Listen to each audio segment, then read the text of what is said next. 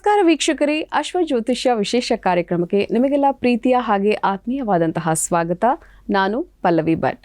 ವೀಕ್ಷಕರೇ, ಇವತ್ತಿನ ಈ ವಿಶೇಷ ಕಾರ್ಯಕ್ರಮದಲ್ಲಿ ಪ್ರಮುಖವಾಗಿ ದಿನ ವಿಶೇಷತೆ ಹಾಗೆಯೇ ಪಂಚಾಂಗ ಭವಿಷ್ಯ, ಇದರ ಜೊತೆಗೆ ರಾಶಿ ಭವಿಷ್ಯ, ಜೊತೆಗೆ ಧಾರ್ಮಿಕ ಚಿಂತನೆಗಳ ವಿಶೇಷ ಮಾಹಿತಿಯನ್ನು ತಿಳಿಸಿಕೊಡೋದಕ್ಕೆ ಇವತ್ತು ನಮ್ಮೊಂದಿಗಿದ್ದಾರೆ ಧಾರ್ಮಿಕ ಚಿಂತಕರಾದ ಶ್ರೀ ವೆಂಕಟರಮಣ ಭಟ್ ಅವರು. ಬನ್ನಿಯವನ ಕಾರ್ಯಕ್ರಮಕ್ಕೆ ಪ್ರೀತಿಯಿಂದ ಬರಮಾಡಿಕೊಳ್ಳೋಣ.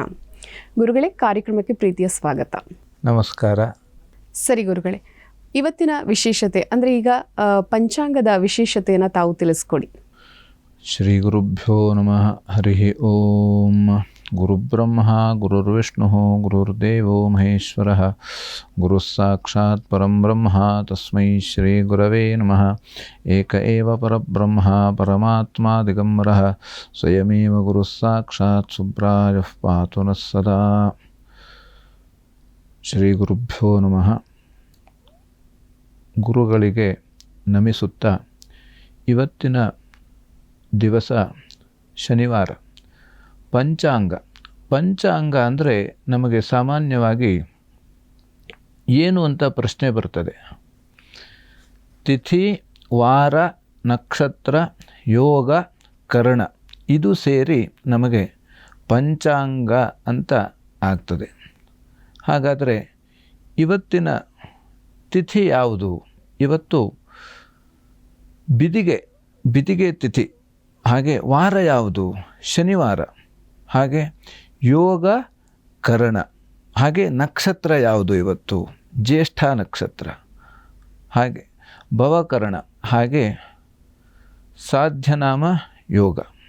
ಇಲ್ಲಿ ನಮಗೆ ವಿಶೇಷವಾಗಿ ಪಂಚಾಂಗವನ್ನು ನಾವು ಯಾಕೆ ಕೇಳಬೇಕು ಅಂತ ಪ್ರಶ್ನೆ ನಮಗೆ ಬರ್ತದೆ. ಶ್ರುತಂ ಹರತಿ ಪಾಪಾನಿ ಅಂತ ಒಂದು ಮಾತಿದೆ. ಈ ಪಂಚಾಂಗವನ್ನು ನಾವು ಶ್ರವಣ ಮಾಡೋದರಿಂದ ನಮ್ಮೆಲ್ಲ ಪಾಪಗಳು, ಕಷ್ಟಗಳು, ದುಃಖಗಳು ನಾಶವಾಗ್ತದೆ. ಹಾಗಾಗಿ ಯಾಕೆಂತಂದರೆ ಈ ನಕ್ಷತ್ರದ ದೇವತೆ ಯಾರು? ಹಾಗೆ ರಾಶಿಯ ದೇವತೆ ಯಾರು? ಹಾಗೆ ಯೋಗದ ದೇವತೆ ಯಾರು? ಕರ್ಣದ ದೇವತೆ ಯಾರು? ವಾರದ ದೇವತೆ ಯಾರು? ಹಾಗಾಗಿ ಅದೆಲ್ಲ ಗ್ರಹಗಳಿಗೆ, ದೇವತೆಗಳಿಗೆ ಸಂಬಂಧಪಟ್ಟಂತಹ ವಿಷಯವಾದ್ದರಿಂದ ನಮಗೆ ಆ ದೇವರ ಸ್ಮರಣೆಯನ್ನು, ಆ ನಕ್ಷತ್ರದ ಸ್ಮರಣೆಯನ್ನು ಮಾಡೋದರಿಂದಲೇ ನಮಗೆ ಎಲ್ಲ ರೀತಿಯಲ್ಲೂ ಕೂಡ ಶಾಂತಿ ಮತ್ತು ನೆಮ್ಮದಿ ಹೇಳುವಂಥದ್ದು ಸಿಗ್ತದೆ. ಅದಕ್ಕಾಗಿ ನಾವು ಪಂಚಾಂಗವನ್ನು ಶ್ರವಣ ಮಾಡಬೇಕು. ಸರಿ ಗುರುಗಳೇ, ಬಹಳ ವಿಶೇಷವಾಗಿ ಅಂದರೆ ಪ್ರತಿದಿನ ನಾವು ಪಂಚಾಂಗವನ್ನು ಆಲಿಸಬೇಕು, ಪಂಚಾಂಗದ ವಿಶೇಷತೆಯನ್ನು ತಿಳ್ಕೊಳ್ಬೇಕು ಅಂತ ಹಿರಿಯರು ಹೇಳಿರ್ತಾರೆ. ಹಾಗೆಯೇ ತಾವು ಬಹಳ ವಿಶೇಷವಾಗಿ ಪಂಚಾಂಗದ ವಿಶೇಷತೆಯನ್ನು ತಾವು ತಿಳಿಸ್ಕೊಟ್ಟಿದ್ದಾರೆ. ಹಾಗೆಯೇ ವೀಕ್ಷಕರು ಬಹಳ ಕಾತುರದಿಂದ ಯಾವಾಗಲೂ ಕಾಯ್ತಾ ಇರುವಂತಹ ವಿಚಾರ ಅಂತಂದರೆ ಅದು ರಾಶಿ ಭವಿಷ್ಯ. ಅದರಲ್ಲಿ ಈಗ ಪ್ರಮುಖವಾಗಿ ಮೊದಲನೆಯ 6 ರಾಶಿಗಳ ಬಗ್ಗೆ ತಾವು ತಿಳಿಸ್ಕೊಡೋದಾದರೆ ಗುರುಗಳೇ. 6 ರಾಶಿಯಲ್ಲಿ ಮೊದಲನೆಯದಾಗಿ ಮೇಷರಾಶಿ. ಮೇಷರಾಶಿಗೆ ಸಂಬಂಧಪಟ್ಟಂಥವರು 3 ನಕ್ಷತ್ರಗಳು ಸೇರಿ ಮೇಷರಾಶಿ ಆಗ್ತದೆಯಂತೆ. ಅಶ್ವಿನಿ, ಭರಣಿ, ಕೃತ್ತಿಕಾ ಪಾದಂ ಮೇಷ. ಕೃತ್ತಿಕಾ ಮೊದಲನೇ ಪಾದ ಮೇಷರಾಶಿ ಆಗ್ತದೆ. ಹಾಗಾಗಿ ಮೇಷರಾಶಿಯಲ್ಲಿ ಇರತಕ್ಕಂಥವರು ಆಹಾರದಲ್ಲಿ ವ್ಯತ್ಯಾಸ ಆಗುವಂಥ ಸಾಧ್ಯತೆ ಇರ್ತದೆ. ನಾವು ಆದಷ್ಟು ಆಹಾರವನ್ನು ರುಚಿಯಾಗಿಯೂ ಇರಬೇಕು, ಆದರೆ ವಿಶೇಷವಾಗಿ ಶುಚಿಯಾಗಿರಬೇಕು. ಶುಚಿ ಅಂದರೆ ಯಾವ ರೀತಿ? ಆದಷ್ಟು ನಾವು ಮನೆಯಲ್ಲೇ ಮಾಡಿದಂಥ ಆಹಾರವನ್ನು ಸ್ವೀಕಾರ ಮಾಡುವಂಥದ್ದು ತುಂಬ ಉತ್ತಮವಾದದ್ದು, ಶ್ರೇಯಸ್ಕರವಾದದ್ದು, ಆರೋಗ್ಯಕರವಾದದ್ದು. ಮತ್ತು ಹಣಕಾಸಿನಲ್ಲಿ ತೊಂದರೆ ಬರುವಂಥ ಸಾಧ್ಯತೆ ಇರ್ತದೆ. ನಾವು ಯಾರಿಗಾದರೂ ಕೂಡ ಏನೋ ಅವರು ಕೇಳ್ತಾರೆ ಅಂತ ನಾವು ಏನೋ ಒಂದು ರೀತಿಯಲ್ಲಿ ನಮ್ಮ ಭಾವನೆಯಿಂದ ಅವರ ಭಾವಕ್ಕೆ ನಾವು ತಲೆಬಾಗಿ ಏನೋ ಒಂದು ಸ್ವಲ್ಪ ಹಣವನ್ನು ಕೊಟ್ಟರೆ ಅದು ಮತ್ತೆ ಪರತ್ತು ಬರುವಂಥ ಸಾಧ್ಯತೆ ನಮಗೆ ಕಡಿಮೆ ಇರ್ತದೆ. ಹಾಗೆ ಆರೋಗ್ಯದಲ್ಲಿ ವ್ಯತ್ಯಾಸ ಆಗುವಂಥ ಸಾಧ್ಯತೆ ಇರ್ತದೆ. ಆರೋಗ್ಯದಲ್ಲಿ ವಿಶೇಷವಾಗಿ ಸ್ವಲ್ಪ ಏನೋ ಜ್ವರ ಬರುವಂಥದ್ದು ಅಥವಾ ತಲೆನೋವು, ಹೀಗೆ ಸ್ವಲ್ಪ ರೀತಿಯಲ್ಲಿ ವ್ಯತ್ಯಾಸ ಆಗುವಂಥ ಸಾಧ್ಯತೆ ಇರ್ತದೆ. ಆ ನಂತರದಲ್ಲಿ ಎಲ್ಲ ರೀತಿಯಲ್ಲೂ ಕೂಡ ಕೆಲಸ ಕಾರ್ಯ ಇವೆಲ್ಲವೂ ಕೂಡ ಸುಗಮವಾಗ್ತದೆ. ನಾವು ಆದಷ್ಟು ಯಾವುದೇ ರೀತಿ ಏನೇ ಕೆಲಸ ಅಂದುಕೊಂಡ್ರೂ ಕೂಡ ಮಾಡಬೇಕು, ಇವತ್ತಿನ ದಿವಸ ನಾವು ಒಂದು ದಿನಚರಿ ಹಾಕ್ಕೊಂಡ್ರೂ ಕೂಡ ಇವತ್ತು ಇಷ್ಟು ಕೆಲಸ ನಾವು ಮಾಡಬೇಕು ಅಂತ ಅಂದುಕೊಂಡ್ರೆ ಆದಷ್ಟು ಆ ಎಲ್ಲ ಕೆಲಸ ಕಾರ್ಯಗಳು ಕೂಡ ನಿರ್ವಿಘ್ನವಾಗಿ ನೆರವೇರುವಂಥ ಸಾಧ್ಯತೆ ಇರುತ್ತದೆ. ಹಾಗಾಗಿ ಇದಕ್ಕೆ ನಾವು ಪರಿಹಾರ, ಈ ಯಾವುದೇ ರೀತಿಯಲ್ಲಿ ದೋಷಕ್ಕೆ ಪರಿಹಾರ ಹೇಳುವಂಥದ್ದು ಇರುತ್ತದೆ. ಅನ್ನಪೂರ್ಣೇಶ್ವರಿ ಪ್ರಾರ್ಥನೆಯನ್ನು ನಾವು ಮಾಡುವಂಥದ್ದು. ಎರಡನೇದಾಗಿ ವೃಷಭ ರಾಶಿ. ವೃಷಭ ರಾಶಿಯವರಿಗೆ ಶಿರೋಬಾಧೆ ಅಂದರೆ ತಲೆನೋವಿಗೆ ಸಂಬಂಧಪಟ್ಟಂತೆ ಆಗುವಂಥ, ಬಿಸಿಲಿಗೆ ಹೋಗುವಂಥದ್ದು ಅಥವಾ ತುಂಬ ವಿಚಾರ ಮಾಡುವಂಥದ್ದು ಅಥವಾ ನಾವು ಸಿಟ್ಟು ಮಾಡಿಕೊಳ್ಳುವಂಥದ್ದು, ಇದರ ಕಾರಣದಿಂದ ತಲೆನೋವು ಬರುತ್ತದೆ. ಹಾಗೆ ವಿಶೇಷವಾಗಿ ಸಂಗಾತಿಯಿಂದ ಸಹಕಾರ ಚೆನ್ನಾಗಿದೆ. ಹಾಗಾಗಿ ಎಲ್ಲ ರೀತಿಯಲ್ಲೂ ಕೂಡ ಸುಖ ಶಾಂತಿ ಸಿಗುವಂಥ ಸಾಧ್ಯತೆ ಇದೆ. ಇದಕ್ಕೆ ನಾವು ಶಿರೋಬಾಧೆ, ತಲೆನೋವು ಇತ್ಯಾದಿ ತೊಂದರೆಯಿಂದ ನಾವು ತಪ್ಪಿಸಿಕೊಳ್ಳಲಿಕ್ಕೆ ಆದಷ್ಟು ದುರ್ಗಾ ಪ್ರಾರ್ಥನೆ ಅಥವಾ ದುರ್ಗೆಗೆ ಸಂಬಂಧಪಟ್ಟಂಥ ನಮಗೆ ಧ್ಯಾನವನ್ನು ನಾವು ಮಾಡುವಂಥದ್ದು. ಹಾಗೆ ಮೂರನೇದಾಗಿ ಮಿಥುನ ರಾಶಿ. ಮಿಥುನ ರಾಶಿಯಲ್ಲಿ ಆರೋಗ್ಯದಲ್ಲಿ ಸ್ವಲ್ಪ ಚೇತರಿಕೆ ಆಗ್ತದೆ. ಸ್ವಲ್ಪ ಅನಾರೋಗ್ಯ ಇದ್ದವರಿಗೆ ಆರೋಗ್ಯದಲ್ಲಿ ಚೇತರಿಕೆ ಸಾಧ್ಯತೆ ಇದೆ. ಮತ್ತು ಅನಗತ್ಯವಾಗಿ ವ್ಯಯವಾಗುವಂಥದ್ದು, ಸುಮ್ಮನೆ ನಮಗೆ ಬೇಕೋ ಬೇಡವೋ ಗೊತ್ತಿಲ್ಲ, ಯಾವುದೋ ಒಂದು ವಸ್ತುವನ್ನು ಯಾರೋ ಹೇಳಿದ್ದಾರೆ ಅಂತ ತಗೊಳ್ಬೋದು, ಅಥವಾ ನಮ್ಮ ಮನಸ್ಸಿಗೆ ಅದನ್ನು ತಗೊಳ್ಬೇಕು ಅಂತ ಕಾಣ್ತದೆ ಅಂತ ನಾವು ಅದನ್ನು ತೆಗೆದುಕೊಳ್ಳುವಂಥದ್ದು. ಹಾಗಾಗಿ ಇದರಿಂದ ನಾವು ಆದಷ್ಟು ನಿಗಾ ವಹಿಸಬೇಕು. ಹಾಗೆ ಸಾಲ ಮಾಡಿಕೊಳ್ಳಬಾರದು, ಯಾವುದೇ ರೀತಿಯಲ್ಲೂ ಕೂಡ ಸಾಲವನ್ನು ತೆಗೆದುಕೊಳ್ಳಬಾರದು. ಆದಷ್ಟು ಆ ರೀತಿಯಲ್ಲಿ ನಾವು ಜಾಗರೂಕತೆಯಿಂದ ವ್ಯವಹಾರ ಮಾಡಬೇಕು. ಮತ್ತು ಕೆಲಸದಲ್ಲಿ ಪರಿಶ್ರಮ, ನಾವು ಯಾವುದೇ ಒಂದು ಕಾರ್ಯಸಿದ್ಧಿಗಾಗೂ ಕೂಡ ಕೆಲಸದಲ್ಲಿ ನಾವು ತುಂಬ ಪರಿಶ್ರಮ ವಹಿಸಬೇಕಾಗ್ತದೆ. ಅದು ಹೀಗೆ ಸಾಧಾರಣವಾಗಿ ಸರಳವಾಗಿ ಕೆಲಸ ಆಗೋದಿಲ್ಲ. ಹಾಗಾಗಿ ನಾವು ವಿಶೇಷವಾಗಿ ಅದಕ್ಕೆ ಆ ಪರಿಶ್ರಮವನ್ನು ಹಾಕಬೇಕಾಗ್ತದೆ. ಹಾಗಾಗಿ ಅದರಲ್ಲಿ ನಮಗೆ ಈ ಎಲ್ಲ ಪರಿಹಾರವನ್ನು ನಾವು ಹೇಳಬಹುದಾದರೆ ಮಹಾಲಕ್ಷ್ಮಿಯ ಪ್ರಾರ್ಥನೆಯನ್ನು ಯಾ ದೇವಿ ಸರ್ವಭೂತೇಷು ಲಕ್ಷ್ಮೀ ರೂಪೇಣ ಸಂಸ್ಥಿತ ನಮಸ್ತಸ್ಯೈ ನಮಸ್ತಸ್ಯೈ ನಮಸ್ತಸ್ಯೈ ನಮೋ ನಮಃ, ಈ ಶ್ಲೋಕವನ್ನು ಹೇಳುವಂಥದ್ದು. ಅಥವಾ ಮಹಾಲಕ್ಷ್ಮೀ ನಮಃ ಅಥವಾ ಪ್ರಕೃತ್ಯೈ ನಮಃ, ಮಹಾಲಕ್ಷ್ಮಿ ಅಷ್ಟೋತ್ತರದಲ್ಲಿ 108 ಆ ನಾಮದಲ್ಲಿ ಯಾವುದಾದರೂ ಒಂದು ನಾಮವನ್ನು ನಾವು ಹೇಳುವಂಥದ್ದು. ಇನ್ನು ಕರ್ಕ ರಾಶಿಯವರಿಗೆ ಬುದ್ಧಿಶಕ್ತಿ ತುಂಬ ಚೆನ್ನಾಗಿದೆ. ಹಾಗೆ ವ್ಯಾವಹಾರಿಕವೂ ಕೂಡ ಅನುಕೂಲ ಇದೆ, ಹೆಚ್ಚಿನ ಅನುಕೂಲ ಆಗ್ತದೆ. ಇನ್ನು ಓದುವಂಥವರಿದ್ದರೆ, ವಿದ್ಯಾರ್ಥಿಗಳು ಇದ್ದರೆ ಅವರಿಗೆ ಉನ್ನತ ಶಿಕ್ಷಣ, ಒಳ್ಳೆಯ ರೀತಿಯಲ್ಲಿ ಶಿಕ್ಷಣ ಸಿಗುವಂಥ ಸಾಧ್ಯತೆ ಇದೆ. ಯಾವುದೇ ರೀತಿಯಲ್ಲಿ ಮತ್ತು ಮುಂದೆ ಓದಬೇಕು, ಈಗ ಬರುವಂಥ ಶಿಕ್ಷಣದಲ್ಲಿ ನಾವು ಮುಂದುವರಿಬೇಕು ಅಂತ ಯಾರಿಗೆ ಆಸಕ್ತಿ ಇದೆಯೋ ಅಂಥವರಿಗೆ ಉತ್ತಮ ಶಿಕ್ಷಣ ಸಿಗುವಂಥ ಸಾಧ್ಯತೆ ಇದೆ. ಮತ್ತು ಮಕ್ಕಳಲ್ಲಿ ಸಾಮರಸ್ಯ, ಇದು ಎಲ್ಲ ರೀತಿಯಲ್ಲೂ ಕೂಡ ಅನುಕೂಲವಾಗಿದೆ. ಹೀಗೆ ಇದರ ಒಂದು ಪರಿಹಾರಕ್ಕಾಗಿ ಎಲ್ಲ ರೀತಿಯಲ್ಲೂ ಕೂಡ ಇನ್ನೂ ಹೆಚ್ಚಿನ ರೀತಿಯಲ್ಲಿ ಅನುಕೂಲ ಆಗಲಿಕ್ಕೆ ಮನೆ ದೇವರ ಪ್ರಾರ್ಥನೆ. ಮನೆ ದೇವರು ಅಂತಾದರೆ ನಮ್ಮ ಕುಲದೇವರು, ಅಥವಾ ನಮಗೆ ಗೊತ್ತಿಲ್ಲ, ನಮಗೆ ಯಾರು ಕುಲದೇವರು ಅಂತ ಗೊತ್ತಿಲ್ಲ ಅಂತ ಇದ್ದರೆ ನಮಗೆ ನಮ್ಮ ಮನಸ್ಸಿನಲ್ಲಿ ಯಾವುದೇ ರೀತಿಯಲ್ಲಿ ನಾವು ಆರಾಧನೆಯನ್ನು ಮಾಡ್ತಾ ಇದ್ದೇವೆಯೋ ಆ ಮನಸ್ಸಿಗೆ ಬಂದಂಥ ಗಣಪತಿ ಇರಬಹುದು, ಅಂಬಿಕೆ ಇರಬಹುದು, ಅಥವಾ ವಿಷ್ಣುವಿನ ಪ್ರಾರ್ಥನೆ, ಇದನ್ನು ಮಾಡುವುದರಿಂದ ಯಾವುದೇ ರೀತಿಯಲ್ಲಿ ವ್ಯತ್ಯಾಸ ಆಗಿದ್ದರೂ ಕೂಡ ಅದು ಸರಿಯಾಗುವಂಥ ಸಾಧ್ಯತೆ ಇದೆ. ಇನ್ನು ಸಿಂಹರಾಶಿಯಲ್ಲಿ ಇರತಕ್ಕಂಥವರು ವೃತ್ತಿಯಲ್ಲಿ ಸ್ವಲ್ಪ ತೊಡಕುಗಳು ಬರುವಂಥ ಸಾಧ್ಯತೆ ಇದೆ. ಯಾಕೆಂದರೆ ಈ ವೃತ್ತಿ ಮಾತ್ಸರ್ಯ ಹೇಳುವಂಥದ್ದು ಇರ್ತದೆ ಅವರವರ ಕ್ಷೇತ್ರದಲ್ಲಿ, ಅವರವರು ಮಾಡುವಂಥ ವೃತ್ತಿಯಲ್ಲಿ. ಹಾಗಾಗಿ ಇನ್ನೊಬ್ಬರು ತೊಂದರೆಯನ್ನು ಕೊಡುವಂಥದ್ದು, ಆದರೆ ಒಬ್ಬರ ಏಳಿಗೆಯನ್ನು ಮತ್ತೊಬ್ಬರು ಸಹಿಸಲು ಆಗದೇ ಇರತಕ್ಕಂಥವರು ಸ್ವಲ್ಪ ತೊಂದರೆಯನ್ನು ಕೊಡತಕ್ಕಂಥ ಕೆಲಸವನ್ನು ಮಾಡ್ತಾರೆ. ನಾವು ಆದಷ್ಟು ಜಾಗರೂಕತೆಯಿಂದ ವ್ಯವಹಾರವನ್ನು ಮಾಡಬೇಕಾಗ್ತದೆ. ಹಾಗೆ ಕಾರ್ಯಹಾನಿ, ಯಾವುದೇ ಒಂದು ಕೆಲಸವನ್ನು ನಾವು ಮಾಡಬೇಕು ಅಂತ ಅಂದುಕೊಂಡಿದ್ದರೂ ಕೂಡ ಅದು ಆ ಕಾರ್ಯವನ್ನು ಮಾಡಲಿಕ್ಕೆ ನಮಗೆ ಆಗದೇ ಇರತಕ್ಕಂಥ ಸಾಧ್ಯತೆಗಳು ಇರ್ತವೆ. ಇನ್ನು ಕೃಷಿಕರಿಗೆ, ಯಾರು ವ್ಯವಸಾಯವನ್ನು ಮಾಡ್ತಾ ಇರ್ತಾರೆ, ರೈತರು, ಅವರಿಗೆ ಅನುಕೂಲ ಇದೆ. ಇನ್ನು ಬಂಧುಗಳಿಂದ ಅವರಿಗೆ ಸಹಕಾರ ಸಿಗ್ತದೆ. ಹಾಗೆ ಇವರು ಈ ಒಂದು ಪರಿಹಾರಕ್ಕಾಗಿ ಸಿಂಹರಾಶಿಯವರು ಗಣಪತಿ ದೇವಸ್ಥಾನ, ಅಲ್ಲಿ ನಿಮ್ಮ ಮನೆ ಹತ್ತಿರ ಇರತಕ್ಕಂಥ ಗಣಪತಿ ದೇವಸ್ಥಾನಕ್ಕೆ ಅಲ್ಲಿ ಬೆಲ್ಲವನ್ನು ಸಮರ್ಪಣೆಯನ್ನು ಮಾಡುವಂಥದ್ದು. ಇನ್ನು ಕನ್ಯಾ ರಾಶಿಯಲ್ಲಿ ಇರತಕ್ಕಂಥವರು ಸಹೋದರಿಯರಿಂದ ಅವರಿಗೆ ಸಹಕಾರ ಸಿಗ್ತದೆ. ಅಕ್ಕ ತಂಗಿ ಇರ್ಬೋದು, ಅವರಿಂದ ಸ್ವಲ್ಪ ಮಟ್ಟಿಗೆ ಸಹಕಾರ ಸಿಗುವಂಥ ಸಾಧ್ಯತೆ ಇದೆ. ಸೇವಕರಿಂದ ಅವರಿಗೆ ಸಹಾಯ, ಯಾರು ಮನೆಯಲ್ಲಿ ಯಾರಾದರೂ ಕೆಲಸಗಾರರಿದ್ದರೆ ಅವರಿಂದ ಇವರಿಗೆ ಸ್ವಲ್ಪ ಮಟ್ಟಿಗೆ ಸಹಾಯ ಮತ್ತು ಸಹಕಾರ ಆಗುವಂಥದ್ದು ಇರ್ತದೆ.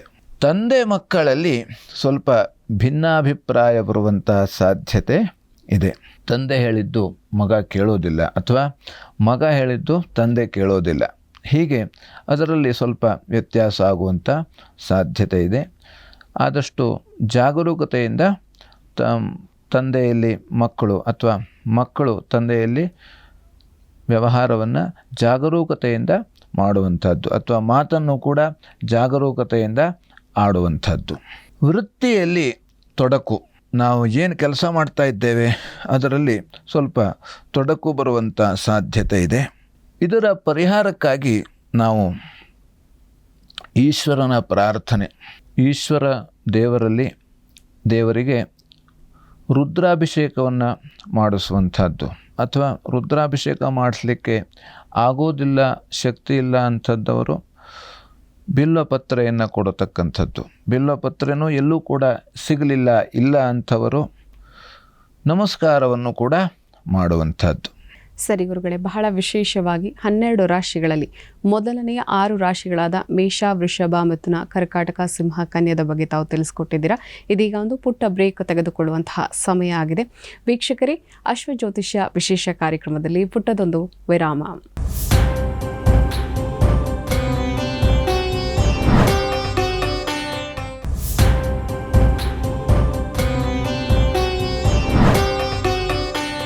ವಿರಾಮದ ನಂತರ ಅಶ್ವಜ್ಯೋತಿಷ್ಯ ವಿಶೇಷ ಕಾರ್ಯಕ್ರಮಕ್ಕೆ ಮತ್ತೊಮ್ಮೆ ಸ್ವಾಗತ.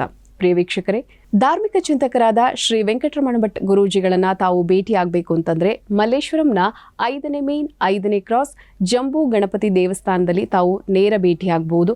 ಹಾಗೆಯೇ ಟಿವಿ ಸ್ಕ್ರೀನ್ ಮೇಲೆ ಬರ್ತಾ ಇರುವ ನಂಬರ್ಗೆ ಕರೆ ಮಾಡಿ ತಾವು ಅಪಾಯಿಂಟ್ಮೆಂಟ್ನ ತಗೊಂಡು ಜಾತಕವನ್ನ ಪರಿಶೀಲನೆ ಮಾಡಿಸ್ಬೇಕು ಅಂತಂದ್ರೆ ತಾವು ನೇರ ಭೇಟಿಯಾಗಬಹುದು ಅಂತ ಹೇಳ್ತಾ, ಗುರುಗಳೇ, ಪ್ರಮುಖವಾಗಿ ಇಲ್ಲಿ ನಾವೀಗ ವಾಸ್ತು ಅಂತ ನೋಡೋದಾದರೆ, ವಾಸ್ತು ಅಂದರೆ ಏನು, ವಾಸ್ತುಗೆ ಯಾಕೆ ಅಷ್ಟೊಂದು ಪ್ರಾಮುಖ್ಯತೆಯನ್ನು ಕೊಡಬೇಕು, ಮತ್ತು ವಾಸ್ತುವಿನಿಂದ ಆಗುವಂತಹ ತೊಂದರೆಗಳು ಏನು ಅಂತ.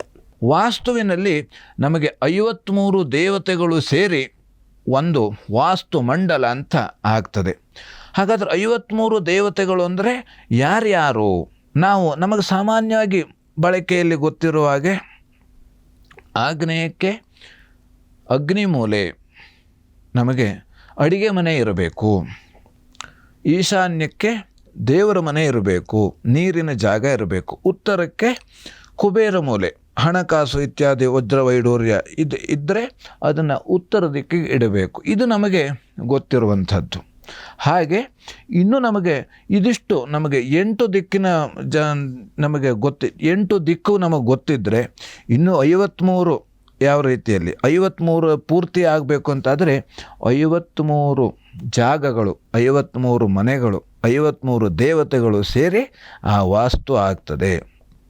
ಹಾಗಾಗಿ ಅದರಿಂದ ನಮಗೆ ಯಾವ ರೀತಿ ನಮ್ಮ ಒಂದು ಶರೀರ, ಈ ಕಣ್ಣು ನಮಗೆ ಮುಂದೆ ಇಲ್ಲಿದೆ, ಈ ಕಣ್ಣು ಇನ್ನು ತಲೆಗೆ ಮೇಲಿದ್ದರೆ ಅವಾಗ ಏನಾಗ್ತದೆ ನಮ್ಮ ಕತೆ, ಅದರಲ್ಲಿ ವ್ಯತ್ಯಾಸ ಆಗ್ತದೆ, ನಮಗೆ ಮುಂದೆ ಹೋಗಲಿಕ್ಕೆ ಕಾಣೋದಿಲ್ಲ.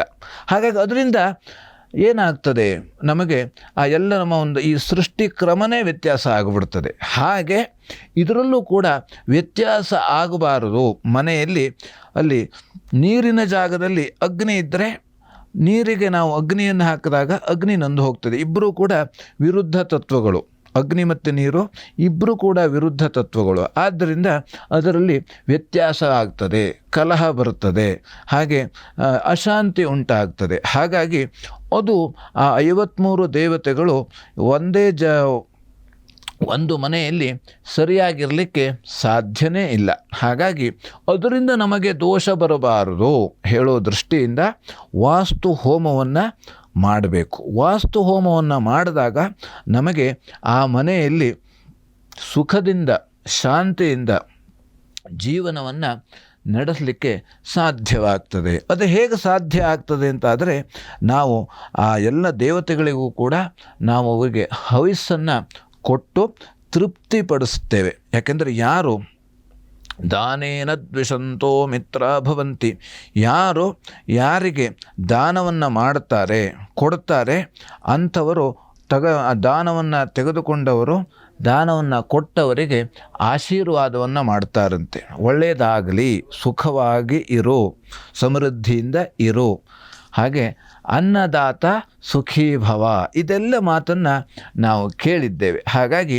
ಅದರಿಂದ ಆ ದೇವತೆಗಳು ತೃಪ್ತಿಗೊಂಡು ನಮಗೆ ನಮ್ಮ ಮನೆಗೆ ಯಾವುದೇ ರೀತಿಯಲ್ಲೂ ಕೂಡ ತೊಂದರೆಯನ್ನು ಅವರು ಮಾಡೋದಿಲ್ಲ.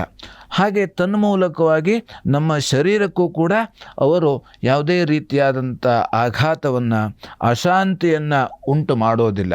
ಹಾಗಾಗಿ ಆ ವಾಸ್ತು ತಕ್ಕಂಥವರು, ಆ ವಾಸ್ತು ಅಂತಂದರೆ ಆ ಗೃಹ ಪ್ರವೇಶ ಆದಮೇಲೆ ಮನೆಯಲ್ಲಿ ನಾವು ಯಾವತ್ತೂ ದೀಪವನ್ನು ಹಚ್ಚಲೇಬೇಕಂತೆ. ದೀಪವನ್ನು ಹಚ್ಚಬೇಕು. ದೇವರ ಪೂಜೆಯನ್ನು ಆದಷ್ಟು ದಿವಸಕ್ಕೆ ಒಂದು ಬಾರಿ ಆದರೂ, ಬೆಳಗ್ಗೆ ಆದರೂ ಕೂಡ ದೇವರ ಪೂಜೆಯನ್ನು ನಾವು ಮಾಡುವಂಥ ರೂಢಿಯನ್ನು ಇಟ್ಟುಕೊಳ್ಳಬೇಕು. ಇನ್ನು ಶಹರಗಳಲ್ಲಿ ನಮಗೆ ಮನೆಯೇ ಬಾಡಿಗೆ ಮನೆಯಲ್ಲಿ ಇರ್ತೇವೆ, ಅಲ್ಲಿ ದೇವರ ಮನೆ ಇರೋದಿಲ್ಲ, ಅಂಥವರು ಫೋಟೋವನ್ನಾದರೂ ಕೂಡ ಇಟ್ಟು ದೀಪವನ್ನು ಹಚ್ಚಬಹುದು. ಇಲ್ಲ ಅದು ಯಾವುದೂ ಸಾಧ್ಯ ಆಗಲಿಲ್ಲ ಅಂತಾದರೆ ಭಕ್ತಿಯಿಂದ ನಾವು ನಮಸ್ಕಾರವನ್ನಾದರೂ ಕೂಡ ಮಾಡುವಂಥದ್ದು, ಅಥವಾ ಜಪದ ಮೂಲಕವಾಗಿ ಅಥವಾ ಧ್ಯಾನದ ಮೂಲಕವಾಗಿ ಭಗವಂತನ ಸ್ಮರಣೆಯನ್ನು ಮಾಡತಕ್ಕಂಥದ್ದು. ಹಾಗಾಗಿ ಒಂದು ದೀಪ ಆದರೂ ಕೂಡ ಒಂದು ಹಚ್ಚುವಂಥ ಅಷ್ಟಾರು ರೂಢಿಯನ್ನು ನಾವು ಇಟ್ಕೊಳ್ಬೇಕು. ಆ ದೀಪ ಹಚ್ಚುವುದರಿಂದಲೇ ನಮ್ಮೆಲ್ಲ ಪಾಪರಾಶಿಗಳು ಕೂಡ ಕಳೀತಾವಂತೆ. ಯಾವ ರೀತಿ ದೀಪ ಹಚ್ಚಿದಾಗ ನಮಗೆ ಬೆಳಕು ಬರ್ತದೆಯೋ ಹಾಗೆ ದೀಪ ಅಂತಾದರೆ ದೇವತೆಗಳು, ಕತ್ತಲು ಅಂತಾದರೆ ರಾಕ್ಷಸರು, ಆ ರಾಕ್ಷಸಿ ಶಕ್ತಿಗಳು ಇರ್ತವೆ, ಪ್ರತಿಯೊಂದು ಕಡೆಯಲ್ಲೂ ಇರ್ತದೆ. ಒಳ್ಳೆಯದು ಕೆಟ್ಟಿದ್ದು ಹೇಳುವಂಥದ್ದು ಪ್ರತಿಯೊಬ್ಬರ ಮನೆಯಲ್ಲೂ ಇರ್ತದೆ, ಪ್ರತಿಯೊಬ್ಬರಲ್ಲೂ ಕೂಡ ಅದು ಇರ್ತದೆ. ಹಾಗಾಗಿ ಆ ದೀಪ ಹಚ್ಚುವುದರಿಂದ ಎಲ್ಲ ರಾಕ್ಷಸ ವೃತ್ತಿಗಳು, ಶಕ್ತಿಗಳು ಹೋಗಿ ಅಲ್ಲಿ ದೇವತಾ ಶಕ್ತಿಗಳು ಬರುತ್ತದೆ. ಹಾಗಾಗಿ ದೀಪವನ್ನು ಹಚ್ಚಬೇಕು. ಮತ್ತು ಒಳ್ಳೆಯ ಮಾತನ್ನೇ ಆಡ್ತಾ ಇರಬೇಕಂತೆ, ಕೆಟ್ಟ ಮಾತನ್ನು ಆಡಬಾರದಂತೆ. ಯಾಕೆಂತಂದರೆ ಆ ಅಶ್ವಿನಿ ದೇವತೆಗಳು ಗೃಹ ಪ್ರವೇಶ ಆದಮೇಲೆ ಅಸ್ತು ಅಂತ ಹೇಳ್ತಾ ಇರ್ತಾರೆ. ಹಾಗಾಗಿ ನಾವು ಒಳ್ಳೆಯ ಮಾತನ್ನೇ ಆಡಬೇಕು, ಒಳ್ಳೆಯದನ್ನೇ ನಾವು ನೋಡಬೇಕು, ಒಳ್ಳೆಯದನ್ನೇ ಕೇಳಬೇಕು. ಭಗವಂತನ ದೇವರಿಗೆ ಸಂಬಂಧಪಟ್ಟಂಥ ಎಲ್ಲ ರೀತಿಯಾದಂಥ ಕಥೆಯನ್ನು, ಪುರಾಣ ಪ್ರವಚನವನ್ನು ಕೇಳುವಂಥದ್ದು, ಇದನ್ನೆಲ್ಲ ಮಾಡುವುದರಿಂದ ನಮಗೆ ಆ ಒಂದು ವಾಸ್ತು ನಮ್ಮ ಆ ಮನೆಯಲ್ಲಿ ನಾವು ಇರಲಿಕ್ಕೆ ನಮಗೆ ಸಾಧ್ಯ ಆಗ್ತದೆ. ಸರಿ ಗುರುಗಳೇ, ಬಹಳ ವಿಶೇಷವಾಗಿ ಅಂದರೆ ಸಾಕಷ್ಟು ಜನರ ಪ್ರಶ್ನೆ, ಒಂದು ವಾಸ್ತು ದೋಷ ಇದ್ದಾಗ ಅಥವಾ ಒಂದು ಮನೆಗೆ ವಾಸ್ತು ಕಚೇರಿ ಇರ್ಬೋದು, ಯಾವುದೋ ಒಂದು ಕಟ್ಟಡವನ್ನು ಕಟ್ಟುವಾಗ ವಾಸ್ತು ಬಹಳ ಪ್ರಾಮುಖ್ಯತೆಯನ್ನು ಹೊಂದುತ್ತೆ. ಹಾಗಾಗಿ ವಾಸ್ತುವಿನ ಬಗ್ಗೆ ಸಾಕಷ್ಟು ಮಾಹಿತಿಯನ್ನು ತಿಳಿಸ್ಕೊಟ್ಟಿದ್ದೀರಾ. ಇದರ ಜೊತೆಗೆ ಗುರುಗಳೇ, ಇನ್ನೂ ಉಳಿದಂತಹ 6 ರಾಶಿಗಳ ಭವಿಷ್ಯವನ್ನು ತಾವು ತಿಳಿಸ್ಕೊಡಿ. ಇನ್ನು ತುಲಾರಾಶಿಯಲ್ಲಿ ಇರತಕ್ಕಂಥವರು ಮನೆಯಲ್ಲಿ ಇರತಕ್ಕಂಥ ಕೆಲವೊಂದು ವಸ್ತುಗಳು ಕಳವು ಆಗುವಂಥ ಸಾಧ್ಯತೆ ಇರುತ್ತದೆ. ಆದಷ್ಟು ನಾವು ಚಿನ್ನ, ಬೆಳ್ಳಿ ಅಥವಾ ಯಾವುದೇ ರೀತಿಯಾದಂಥ ಬೆಲೆ ಬಾಳುವ ವಸ್ತುಗಳ ಬಗ್ಗೆ, ಮೊಬೈಲು ಇತ್ಯಾದಿ, ಅಥವಾ ವಾಹನ, ಬೈಕು ಇರ್ಬೋದು, ಕಾರ್ ಇರ್ಬೋದು, ಸ್ವಲ್ಪ ಜಾಗರೂಕತೆಯಿಂದ ನಾವು ಅದನ್ನು ನೋಡಿಕೊಳ್ಳುವಂಥ ದೃಷ್ಟಿಯನ್ನು ಇಟ್ಕೊಳ್ಬೇಕು. ಇನ್ನು ವಿಶೇಷವಾಗಿ ಪಾರ್ಟಿ ಅಥವಾ ಇದು ಹೀಗೆ ಈ ರೀತಿಯಾದಂಥ ಯಾವುದೋ ರೀತಿಯಲ್ಲಿ ಮಾಡುವಂಥ ಅವಕಾಶವೂ ಕೂಡ ಇರ್ತದೆ. ಇದಕ್ಕೆ ಈ ಪರಿಹಾರಕ್ಕಾಗಿ ಯಾವುದೇ ರೀತಿಯಾದಂಥ ವಸ್ತುಗಳು ಕಳ್ಳತನ ಆಗದೇ ಇರಲಿ, ಕಳೆದು ಹೋಗದೇ ಇರಲಿ ಎಂಬುದಕ್ಕಾಗಿ ನಾವು ಕಾರ್ತವೀರ್ಯಾರ್ಜುನ ಜಪವನ್ನು ಮಾಡುವಂಥದ್ದು. ಇನ್ನು ವೃಶ್ಚಿಕ ರಾಶಿ. ವೃಶ್ಚಿಕ ರಾಶಿಯವರಿಗೆ ದೈವಾನುಕೂಲ ಇದೆ. ದೈವಾನುಕೂಲ ಎಂಬಂಥದ್ದು ಇದೆ. ಆ ದೇವರಿಂದ ನಮಗೆ ಅನುಗ್ರಹ ಆಗ್ತದೆ. ಹೀಗೆ ದಾಂಪತ್ಯದಲ್ಲಿ ಸ್ವಲ್ಪ ಭಿನ್ನಾಭಿಪ್ರಾಯ ಆಗುವ ಸಾಧ್ಯತೆ ಇರ್ತದೆ. ಭಿನ್ನಾಭಿಪ್ರಾಯ ಬರುವಂಥದ್ದು ನಾವು ಆದಷ್ಟು ಎಲ್ಲ ರೀತಿಯಲ್ಲೂ ಕೂಡ ಸಹಿಸಿಕೊಂಡು ನಾವು ಹೋದರೆ ಯಾವುದೇ ರೀತಿಯಲ್ಲಿ ತೊಂದರೆ ಬರುವಂಥದ್ದು ಕಡಿಮೆ ಇರ್ತದೆ. ಇನ್ನು ವ್ಯಾಪಾರದಲ್ಲಿ ತೊಡಕುಗಳು, ವ್ಯವಹಾರದಲ್ಲಿ ನಾವು ಇದ್ದವರಿಗೆ ಸ್ವಲ್ಪ ತೊಡಕುಗಳು ಬರ್ತವೆ. ಬಂಧು ಮಿತ್ರರಿಂದ ನಮಗೆ ಸ್ವಲ್ಪ ಸಹಕಾರ ಸಿಗ್ತದೆ. ಅದು ಯಾವುದೇ ಬೇರೆ ರೀತಿಯಲ್ಲಿ ಹಣಕಾಸಿನ ವಿಚಾರ ಇರ್ಬೋದು ಅಥವಾ ಬೇರೆ ರೀತಿಯಲ್ಲಿ ನಮಗೆ ಯಾವುದೋ ರೀತಿಯಲ್ಲಿ ಸಹಕಾರ ಸಿಗ್ತದೆ. ಇದಕ್ಕೆ ನಾವು ಲಕ್ಷ್ಮೀನಾರಾಯಣ ಹೃದಯ ಪಾರಾಯಣವನ್ನು ಮಾಡುವಂಥದ್ದು. ಇಲ್ಲ ನಮಗೆ ಅದನ್ನು ಮಾಡಲಿಕ್ಕೆ ಅಥವಾ ಮಾಡಿಸ್ಲಿಕ್ಕೆ ಸಾಧ್ಯ ಆಗೋದಿಲ್ಲ ಎಂದು ಹೇಗೆ ಅಂಥವರು ಆ ರೀತಿಯಲ್ಲಿ ಭಗವಂತನ ಸ್ಮರಣೆ, ಲಕ್ಷ್ಮೀ ವೆಂಕಟೇಶ್ವರನ ಸ್ಮರಣೆಯನ್ನು ಕೂಡ ಮಾಡುವಂಥದ್ದು. ಇನ್ನು ಧನುರಾಶಿಯಲ್ಲಿ ಇರತಕ್ಕಂಥವರು ಆಪ್ತರಿಗಾಗಿ ವ್ಯಯ ಆಗುವಂಥ ಸಾಧ್ಯತೆ ಇರ್ತದೆ. ಆದಷ್ಟು ಜಾಗರೂಕವಾಗಿರಬೇಕು. ಇನ್ನು ರೋಗ ಬಾಧೆ, ಸಣ್ಣ ಪುಟ್ಟ ಜ್ವರ ಬರುವುದಂಥದ್ದು ಅಥವಾ ತಲೆನೋವು ಇತ್ಯಾದಿ ಸಣ್ಣ ಪುಟ್ಟ ರೋಗ ಬಾಧೆ ಇರ್ತದೆ. ಶತ್ರುಗಳು ನಮ್ಮ ಒಳಗೆ ಇರತಕ್ಕಂತಹ ಶತ್ರುಗಳು ಇರ್ಬೋದು, ಹೊರಗಡೆ ಇರತಕ್ಕಂತಹ ಶತ್ರುಗಳು ಇರ್ಬೋದು. ಅವರಿಂದ ಸ್ವಲ್ಪ ಜಾಗರೂಕವಾಗಿ ಇರಬೇಕು. ಇನ್ನು ಸಾಲಬಾಧೆ ನಮಗೆ ಸ್ವಲ್ಪ ತೊಂದರೆಯನ್ನು ಕೊಡ್ತಕ್ಕಂಥದ್ದು ಇರ್ತದೆ. ಆದಷ್ಟು ನಾವು ಆ ಸಾಲಬಾಧೆಯಿಂದ ಮುಕ್ತರಾಗಲಿಕ್ಕೆ ಪ್ರಯತ್ನವನ್ನು ಮಾಡತಕ್ಕಂಥದ್ದು.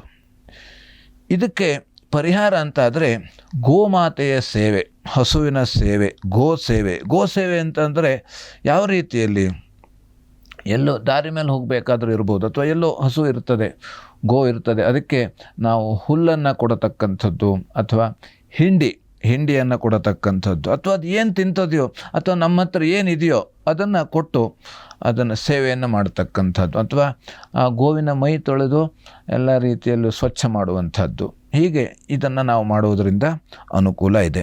ಇನ್ನು ಮಕರ ರಾಶಿಯಲ್ಲಿ ಇರತಕ್ಕಂಥವರಿಗೆ ವೃತ್ತಿಯಲ್ಲಿ ಸ್ವಲ್ಪ ಮಟ್ಟಿಗೆ ಅನುಕೂಲ ಆಗ್ತದೆ. ಸಂಗಾತಿಯಿಂದ ಸ್ವಲ್ಪ ಲಾಭ ಬರ್ತದೆ. ವ್ಯಾಪಾರಿಗಳಿಗೆ ಲಾಭ. ಹಾಗೆ ಸ್ವಲ್ಪ ಉದರ ಬಾಧೆ, ಸ್ವಲ್ಪ ಹೊಟ್ಟೆ ನೋವು ಇತ್ಯಾದಿ ಸ್ವಲ್ಪ ತೊಂದರೆ ಆಗುವಂಥ ಸಾಧ್ಯತೆ ಇದೆ. ಇದಕ್ಕೆ ಪರಿಹಾರ ದುರ್ಗಾ ಸನ್ನಿಧಿಯಲ್ಲಿ ಪಂಚಾಮೃತ ಸೇವೆಯನ್ನು ಮಾಡಿಸುವಂಥದ್ದು. ಇನ್ನು ಕುಂಭರಾಶಿ, ವೃತ್ತಿಯಲ್ಲಿ ಹೆಚ್ಚಿನ ಅನುಕೂಲ ಇದೆ. ಕಾರ್ಯ ಸಿದ್ಧಿ ಆಗ್ತದೆ. ಪ್ರಯಾಣದಲ್ಲಿ ಸ್ವಲ್ಪ ತೊಡಕುಗಳು ಬರುವಂಥದ್ದು ಇರ್ತದೆ. ಬಂಧು ಮಿತ್ರರಲ್ಲಿ ಸ್ವಲ್ಪ ಕಲಹ ಆಗುವಂಥ ಸಾಧ್ಯತೆ ಇದೆ. ಪರಿಹಾರಕ್ಕಾಗಿ ನಿರ್ಗತಿಕರು ಯಾರು ಭಿಕ್ಷುಕರು ಇರ್ತಾರೋ ಅಥವಾ ಯಾರು ಹಸಿದವರು ಇರ್ತಾರೋ, ಯಾರಿಗೆ ಅಗತ್ಯತೆ ಇರ್ತದೆಯೋ ಅಂಥವರಿಗೆ ಅನ್ನದಾನವನ್ನು ಮಾಡತಕ್ಕಂಥದ್ದು ಅಥವಾ ನಮ್ಮ ಏನು ಸ್ವಲ್ಪ ಮಟ್ಟಿಗೆ ಕಾಣಿಕೆಯನ್ನು ಕೂಡ ಕೊಡತಕ್ಕಂಥದ್ದು. ಇನ್ನು ಮೀನರಾಶಿಯಲ್ಲಿ ದೈವಾನುಕೂಲ ಇದೆ. ಅವರಿಗೆ ಸಾಧು ಸಂತರ ದರ್ಶನವನ್ನು ಮಾಡುವಂಥ ಅವಕಾಶ ಇದೆ. ಗುರುಗಳು, ಜ್ಞಾನಿಗಳು, ಸಿದ್ಧರ ದರ್ಶನ ಮಾಡುವಂಥ ಸಾಧ್ಯತೆ ಇದೆ. ಕ್ಷೇತ್ರ ಕ್ಷೇತ್ರ ದರ್ಶನದಿಂದ ಅವರಿಗೆ ಒಳ್ಳೆಯ ರೀತಿಯ ಅನುಕೂಲ ಇದೆ. ಹಾಗೆ ಸಹೋದರರಲ್ಲಿ ಭಿನ್ನಾಭಿಪ್ರಾಯ ಆಗುವಂಥ ಸಾಧ್ಯತೆ ಇದೆ. ಆದಷ್ಟು ಜಾಗರೂಕತೆಯಿಂದ ಮಾತನಾಡುವುದು ಅಥವಾ ವ್ಯವಹಾರವನ್ನು ಮಾಡತಕ್ಕಂಥದ್ದು ಉತ್ತಮ. ಇನ್ನು ಗಂಟಲು ನೋವು ಬರತಕ್ಕಂಥದ್ದು, ಗಂಟಲಿಗೆ ಸಂಬಂಧಪಟ್ಟಂತೆ, ಯಾಕೆಂದರೆ ಈಗ ವಾತಾವರಣದಲ್ಲಿ ವ್ಯತ್ಯಾಸ ಆದಂತೆ ನಾವು ಹೊರಗಡೆ ಇರತಕ್ಕಂಥ ಯಾವುದೇ ರೀತಿಯಾದಂಥ ತಿಂಡಿ ತಿನಿಸು ಅಥವಾ ಏನೋ ಕುಡಿದು ನಾವು ನೀರಿಗೆ ಸಂಬಂಧಪಟ್ಟಂತೆ ಕುಡಿಯೋದು, ಇದನ್ನೆಲ್ಲ ಸ್ವಲ್ಪ ಜಾಗರೂಕತೆಯಿಂದ ನಾವು ಕುಡಿಬೇಕು. ಇದರ ಪರಿಹಾರಕ್ಕಾಗಿ ನಾಗ ಕವಚವನ್ನು ನಾವು ಪಠಿಸ್ತಕ್ಕಂಥದ್ದು ಅಥವಾ ನಾಗ ಕವಚವನ್ನು ಪಠಿಸುವಂಥದ್ದು, ಅದರ ನಾವು ಯಾರಿಗೆ ಬರ್ತದೆಯೋ ಅವರ ಹತ್ರ ಆ ನಾಗ ಕವಚವನ್ನು ಅವರು ಪಠಿಸುವುದನ್ನು, ಅವರು ಹೇಳುವುದನ್ನು ನಾವು ಕೇಳುವಂಥದ್ದು. ಇದರಿಂದ ನಮಗೆ ಎಲ್ಲ ರೀತಿಯಲ್ಲೂ ಕೂಡ ಅನುಕೂಲವಾಗ್ತದೆ. ಯಾರೂ ಕೂಡ ಭಯಪಡಬೇಕಾದ್ದೇನಿಲ್ಲ. ಏನೇ ಸ್ವಲ್ಪ ಅಲ್ಪ ತೊಂದರೆ ಆದರೂ ಕೂಡ ಭಗವಂತನ ಸ್ಮರಣೆಯಿಂದ ಎಲ್ಲದಕ್ಕೂ ಕೂಡ ಪರಿಹಾರ ಸಿಗ್ತದೆ. ಸರಿ ಗುರುಗಳೇ, ಬಹಳ ವಿಶೇಷವಾಗಿ ಈ ದಿನದ ಪಂಚಾಂಗ ವಿಶೇಷತೆ, ರಾಶಿ ಭವಿಷ್ಯ ಜೊತೆಗೆ ವಾಸ್ತುವಿನ ದೋಷ ಮತ್ತು ವಾಸ್ತುವಿನ ವಿಶೇಷತೆ ಏನು ಅನ್ನುವ ವಿಚಾರದ ಬಗ್ಗೆ ವೀಕ್ಷಕರಿಗೆ ಮಾಹಿತಿಯನ್ನು ತಿಳಿಸ್ಕೊಟ್ಟಿದ್ದೀರಾ. ಕಾರ್ಯಕ್ರಮಕ್ಕೆ ಆಗಮಿಸಿದ್ದಕ್ಕಾಗಿ ಹೃತ್ಪೂರ್ವಕ ಧನ್ಯವಾದಗಳು. ನಮಸ್ಕಾರ. ಎಲ್ಲರಿಗೂ ಕೂಡ ಭಗವಂತ ಸಮಸ್ತ ಸನ್ಮಂಗಲವನ್ನು ಉಂಟು ಮಾಡಲಿ. ವೀಕ್ಷಕರೇ, ಇದಾಗಿತ್ತು ಇವತ್ತಿನ ಅಶ್ವಜ್ಯೋತಿಷ್ಯ ವಿಶೇಷ ಕಾರ್ಯಕ್ರಮ. ನೋಡ್ತಾ ಇರಿ ಅಶ್ವವೇಗ ನ್ಯೂಸ್. ನಮಸ್ಕಾರ.